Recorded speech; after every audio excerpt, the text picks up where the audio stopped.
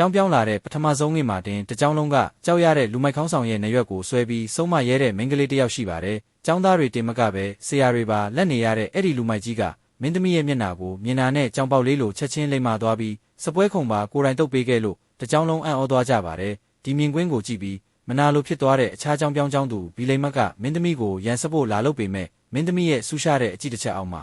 အတင်လက်ပြလွင့်ပြီးနောက်ဆုတ်သွားခဲ့ရပါတယ်။နေ့လယ်စာစားချိန်မှာတော့သူထေးသားလေးတစ်ယောက်ကမင်းသမီးကိုလာပြီးရေးစားစကားပြောပေမဲ့ချက်ချင်းအငင်းခံလိုက်ရပါတယ်။အဲ့ဒီအချိန်မှာလူမိုက်လေးကရောက်လာပြီးဒါငါနေရလို့ပြောတော့သူထေးသားကမင်းသမီးကိုလူမိုက်ကအနိုင်ကျင့်နေတယ်လို့အထင်လွဲသွားပြီးငါမင်းကိုကာကွယ်ပေးမယ်အဲ့ဒီလူမိုက်နဲ့ဝေးဝေးနေဆိုပြီးဆရာကြီးလာလုပ်ပါတယ်မင်းသမီးကတော့ဘာမှမပြောဘဲပြုံးနေခဲ့ပါတယ်မင်းသမီးရဲ့ရေပန်းစားမှုကိုမနာလိုဖြစ်လွန်းလို့ပောက်ကွဲတော့မဲ့ဘီလိမ်မက်ကကျောင်းအုပ်ကြီးကိုသူ့မိသားစုကစားနဲ့ဖိအားပေးပြီးမင်းသမီးစာမေးပွဲမှာအောက်ဆုံးကဖြစ်ပြီးကျောင်းထုတ်ခံရအောင်အကွက်ဆင်ပါတော့တယ်ကျောင်းအုပ်ကြီးကမင်းသမီးတစ်ယောက်တည်းကိုပဲအခြားသူတွေထက်အဆက်ပေါင်းများစွာခက်ခဲတဲ့မေးခွန်းတွေခိုးပေးခဲ့တာပါဒါပေမဲ့ဉာဏ်ကြီးရှင်မင်းသမီးကတော့အေးအေးဆေးဆေးပဲစာမေးပွဲကိုအပြစ်ဖြေဆိုသွားခဲ့ပါတယ်စာမေးပွဲပြီးတာနဲ့ဘီလိမ်မက်ကအပေါင်းပါတွေခေါ်ပြီးမင်းသမီးကျောင်းထုတ်ခံရတော့မယ်ဆိုပြီးလာလောင်တာပေါ့ဒါပေမဲ့ကျောင်းအုပ်ကြီးရလက်လာကြီးညာတဲ့အခါမင်းသမီးကတကျောင်းလုံးမှာအမှတ်ပြည့်နဲ့ပထမရသွားပါတယ်ဘီလိမ်မက်ကခိုးချတယ်လို့ဆွဆွဲပေမဲ့မင်းသမီးက